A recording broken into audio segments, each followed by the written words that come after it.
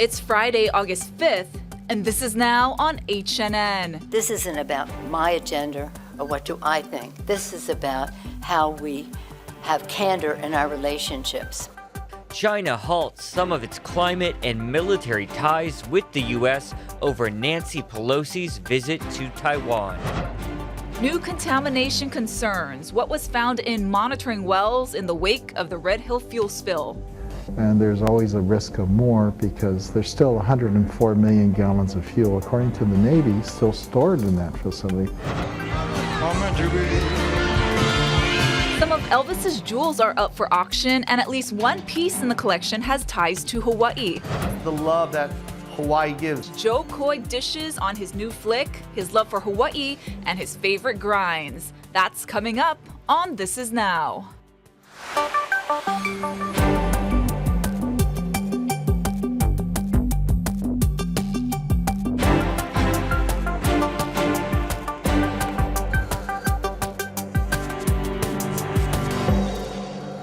Our friendship with Taiwan is a strong one.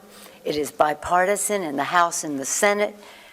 Overwhelming support for peace, the status quo in Taiwan. New at noon, U.S. House Speaker Nancy Pelosi speaking in Japan.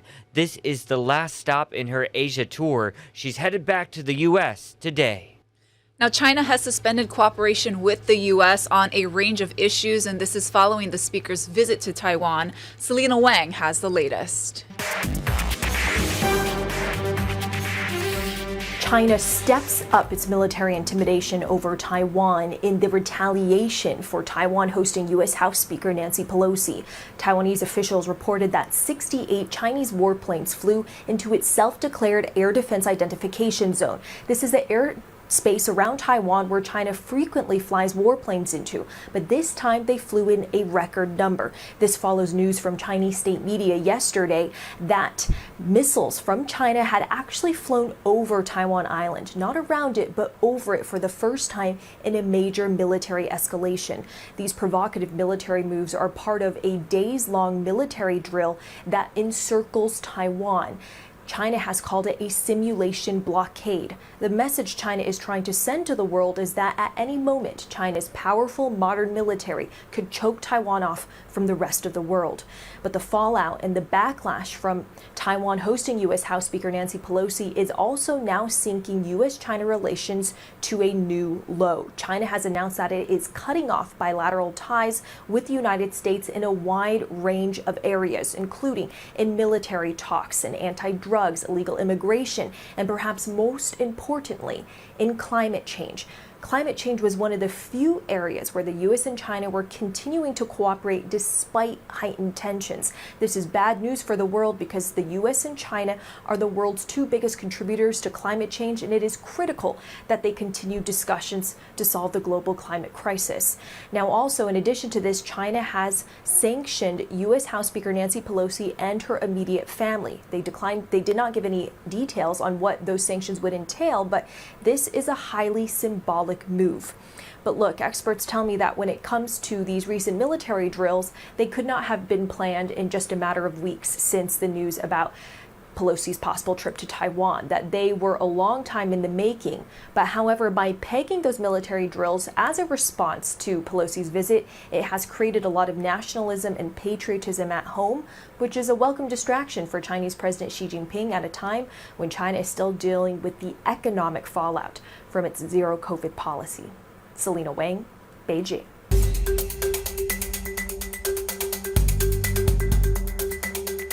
The story may not get better before, it may get worse before it gets better. That was Ernie Lau, Chief Engineer with the Board of Water Supply, speaking there. Want to bring in our Mahealani Richardson now to get even more insight on this still very much developing story. Mahea, what was he talking about there? What could get worse before it gets better? Well, in our conversation, Jonathan, Ernie Lau is very concerned about this new data that the Board of Water Supply found. For the very first time in its history, one of its test wells has detected fuel contamination. Now, these are very trace amounts of fuel contamination, and it's not above regulatory action levels, but this is the first time. This is from a test well that's now to the south east of the Red Hill fuel facility, and they believe that the contamination is from those fuel spills that happened last year. Now, it's important to know that the Board of Water Supply's water wells are still clean, they're still safe, but Ernie Lau says that this is a warning signal that needs more investigation. All right, Mahea, and we are expecting even more developments today. Some new data coming out of the UH, a press conference scheduled for 1 o'clock. We're going to bring it to you live on your HNN streaming platforms. What can you tell us? What can we expect? Well, this is what we can expect. A lot of controversy because of this news conference. Now, the University of Hawaii's Red Hill Task Force actually released all of its data 3 days ago. They scheduled a news conference, they put it up for 3 hours, and then they abruptly took it down. And that's because the information coming out of this data is so sensitive. It's been worked on for many, many months. So what happened after last year's fuel spills is that UH scientists quietly and privately went to many of the neighborhoods within the Navy's waterline and started collecting their own water samples. And they were using a method called fluorescence, which basically uses light to look at the water. It is not an EPA certified testing method, but they were using these methods, and what they found is that there were detections of JP5 fuel in a small percentage of samples from the Navy's water supply, specifically the areas where Hickam, Ford Island, and the Red Hill area. Some of these samples showed detections before and after the Department of Health had already given the all clear to the water supply. So obviously this data very concerning for a lot of people. The Department of Health and the Navy had expressed concerns, saying it is not EPA certified, but there is so much controversy, Jonathan, behind the scenes over the release of this data. So some of the things that we want to know is, why did they take down this website so abruptly, and where is the funding coming from? One of the things that I've been pouring through, Jonathan, that I found on the UH website is that the UH, or that the Red Hill Task Force, is actively seeking funding from multiple sources, including the responsible party, which is the Department of Defense. And the university maintains its intellectual independence, but there are so many critics out there who are now wondering if this data can truly be independent with Navy funding. Very, very interesting. I know you'll be there asking the tough questions. Again, that press conference expected to happen live at 1 o'clock. We will stream it on your HNN digital platforms. The Las Vegas Metropolitan Police Department says a suspect has been arrested after a shooting inside a room at the Mirage Hotel and Casino on the Las Vegas Strip left one person dead and 2 others hurt. The suspect was identified, located, and arrested within 6 hours of the incident last night. The 2 who survived the shooting are in critical condition. An investigation is underway right now in California after a horrific crash that killed 6 people. Wanted to warn you, the images we are about to show you regarding this story are very graphic. It all happened yesterday with seemingly no warning. A Mercedes speeds through a red light in a crowded intersection, crashing into multiple cars in the Windsor Hills suburb near Los Angeles. Among the fiery wreckage, the California Highway Patrol says 6 people were killed, including a pregnant woman and a baby. We're told some of the victims were thrown from their cars. Several adults and children who survived the crash were rushed to the hospital. I wanted to play out some of the new eyewitness sound we got into our newsroom today. The ones that didn't get a chance, their mother, that probably was happy because she was having a baby, but she's not there. She's gone. I heard a big explosion, but as I was trying to turn around, the flames just went over everybody. The flames went over my whole car, and they told me to jump out my car. What caused the driver to speed into this intersection remains unknown at this hour, but what is known is that they were going way too fast. Investigators say the driver is a 40-year-old woman and she did survive the crash. Officials say multiple criminal charges are expected to be filed. We'll keep you updated. The state confirms one more monkeypox case in Hawaii. The patient lives on Maui and had traveled outside of the state. This makes 12 total cases. It comes as U.S. health officials declared monkeypox a public health emergency. Jonathan Vigliotti reports. Vaccine clinics like this one at an LGBTQ community center in White Plains, New York, are popping up around the country. We're here to protect our community and ensure that everyone who's at risk is getting vaccinated. The demand for monkeypox vaccines continues to skyrocket nationwide, with cases roughly doubling by the week in some states, prompting the White House to declare a public health emergency. We are going to do everything that we can to end this outbreak. U.S. cases have surpassed 7,100, with 6 states reporting more than 500 confirmed cases. The vast majority of cases have been found among men who have sex with men, but health officials stress anybody can get it. At least 5 children have contracted the virus. Monkeypox is primarily transmitted through skin-to-skin contact or exposure to contaminated clothing or bedding. But it can also spread through prolonged close exposure to respiratory droplets. While it is rarely fatal, patients say monkeypox is excruciating. It was one of the most painful experiences of my life. San Francisco was the first major city to declare a public health emergency, and this week lines formed around the block outside Zuckerberg General Hospital for the vaccine. The reality is that vaccine supplies in our country are limited. And in Washington state, some residents are even driving to Canada. They were very willing to accommodate anybody, regardless of citizenship.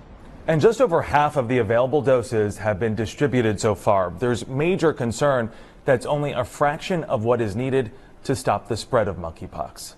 Jonathan Vigliotti, CBS News, Los Angeles. Of course, we'll continue to update you on that story on your H&N digital platforms. We have a lot more details on our local cases written up right there on the homepage right now. Want to switch gears, take you live outside to Norfolk, Virginia. Okay. Yeah, 90 degrees there. Water looking pretty flat from this vantage point. I've never been there personally. Same. No, looks beautiful though. I would prefer our beaches, I think. 100%. Yeah, sorry guys on the East Coast, but gotta say it. We got Guy Hoggy standing by, and there's some developments in the works involving a tropical disturbance to the south that's going to be bringing us some winds in the days to come. Here he is with that update.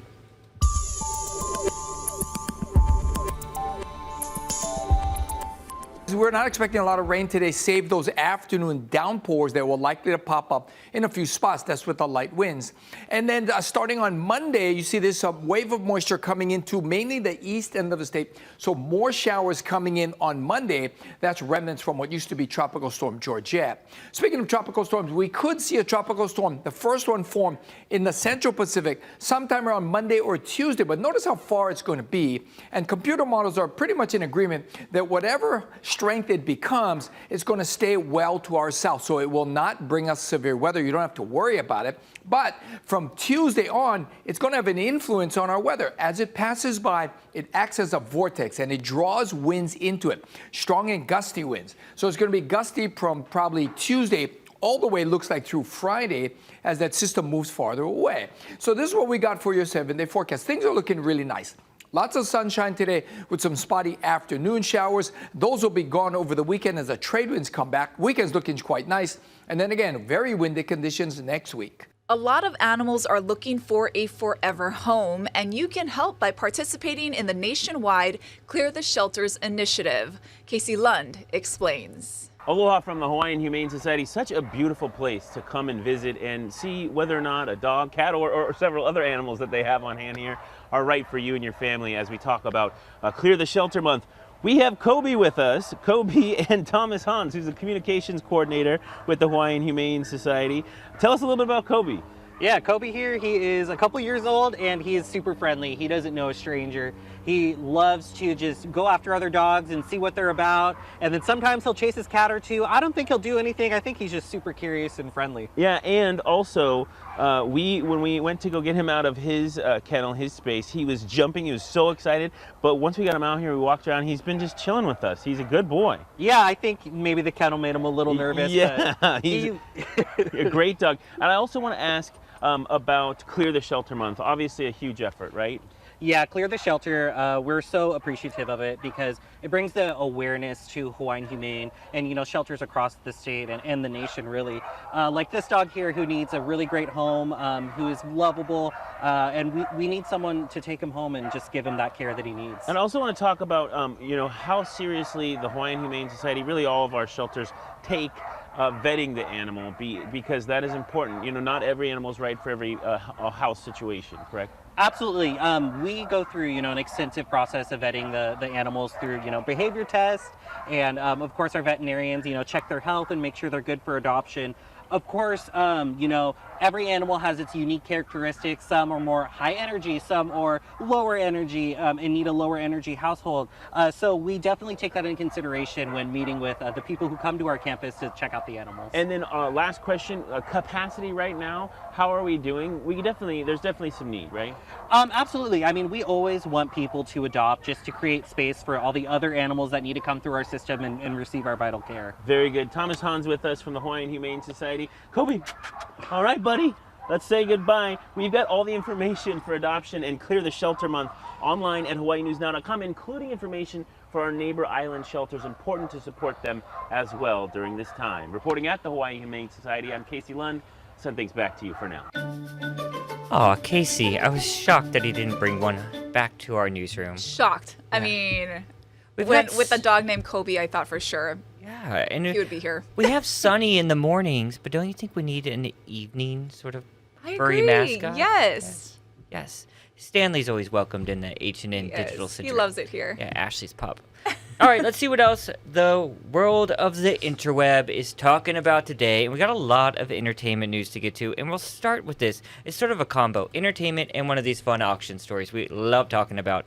Fans know Elvis loved his sparkling jumpsuits and diamond-studded rings. For years, much of this famous jewelry, though, of the King of Rock Rolls was considered lost. Now, nearly after 10 years, the search for some of the pieces have turned them up. They've been found. They're up for auction with the California auction house. You can buy them online and make bids right now. The auction ends later this month. They're going for hundreds, even thousands of dollars. His ex-wife Priscilla is even helping curate these items. So check out this one. This one's super important. It has ties to Hawaii. And that is because you wouldn't think so, right? It's No. snowmen. Mhm. And what it is gold, diamonds, and ruby cufflinks. They were actually gifted to Colonel Parker, Elvis's manager, as a thank you gift for the success of the Aloha in Hawaii concert, which was a huge international live broadcast. It held all sorts of records for live broadcasts as far as watchers and viewership. These were actually purchased at a boutique in Honolulu. So, a couple ties to the Aloha State. Yeah, a really cool concert, and he was wearing that awesome jumpsuit that he's just known for. I don't know where the snow. I think it's just supposed to be ironic, right? Like Maybe. Yeah. I didn't even realize they were snowmen until you said it. Yeah, Colonel Parker is legendary, all part of the Elvis movie.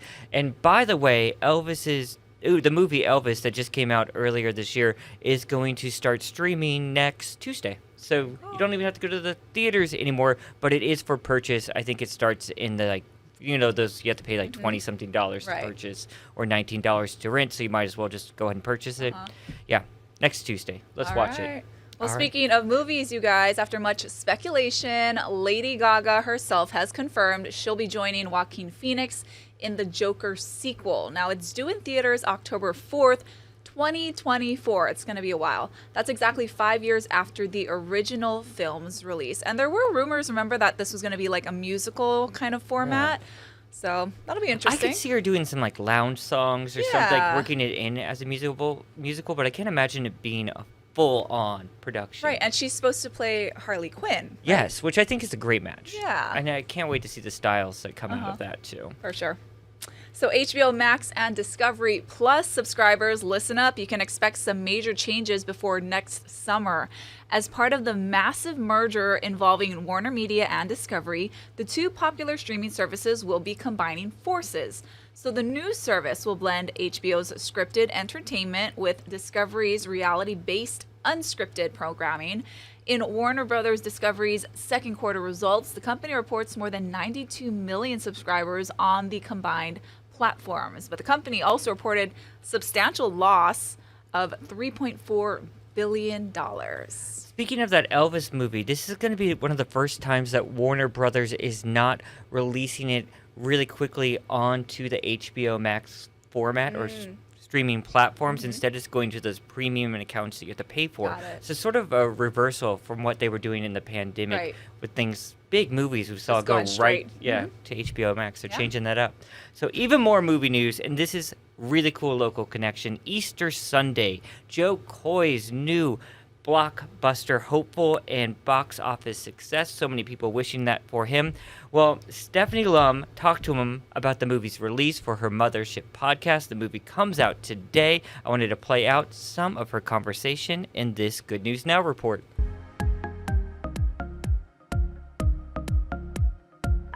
You're playing a pilot on the TV show. No, a lawyer. You could have been a lawyer if you only applied yourself. Easter Sunday mirrors some of comedian Joe Coy's real-life relationships with his mom and his son. Father and son road trip. And mixes in plenty of laughs as his wacky Filipino family winds up in an unexpected adventure. So it's basically art imitating life. Joe, why was it so important for you to make this movie? It's important not only for me and not only for Filipinos, but just for AAPI and any immigrant that moves to this country that for some reason is invisible. You know, whenever they turn on the TV, they're not seen. When you go in for an audition, you know, the roles that we go for are never a great representation of us. So that's what this movie is. It was a chance to tell our story about a family that happens to be Filipino. And when people go see this movie, they're gonna realize that we're all relatable and we're all the same. Tia Carrere grew up in Hawaii. What was it like working with Tia Carrere? She's the reason why I'm able to do what I'm doing in Hollywood. She knocked down the door first. She went through all the before me. Ooh, am I allowed to curse? You know, one thing that we cried about behind the scenes is her 40 years in Hollywood. This was the first time ever she played a Filipino in a movie. I can't help it if I wear it better. This is war. Oops. Joe Coy's focused on getting more diversity in Hollywood, and who knows, maybe one day his next movie will be filmed in Hawaii, a place he calls his second home. Because the love that Hawaii gives, the ohana that they put me in is just incredible. We're super excited here in Hawaii. As you know, we say Chihu! Chihu! Yes. What is the Filipino equivalent expression of Chihu? Mabuhay! Mabuhay! Yay, love it. You can catch all of that conversation on Stephanie Lum's Mothership podcast right now on your HNN digital platforms, or just go search Hawaii News Now wherever you get your podcasts. You've met Joe Coy before, and I remember in Stephanie's previous podcast with Tia, she goes through the story of how they met when Joe was working at a hotel. At a motel. Yeah. And before he was famous in Las Vegas. Yeah, and I love stand-up, and I've been following him probably for more than a decade now. I would go to his like stand-up shows in small comedy clubs where there's probably less than 70 people in it, and you know, after the show they say hi to everybody, they take pictures with everybody. So it's really cool to see him like blow up and be in a movie now. Well, his shows here were huge. Yeah, just huge. Sold out. And Netflix shot for it, right? They shot it for Netflix. Yeah. Well, guys, check out a lot of entertainment options out there for you to check out on this Aloha Friday and throughout your weekend. And throughout the weekend, keep checking Hawaii News Now and all your HNN digital platforms for updates on any of the stories you need to know about. There is a First at 4 today.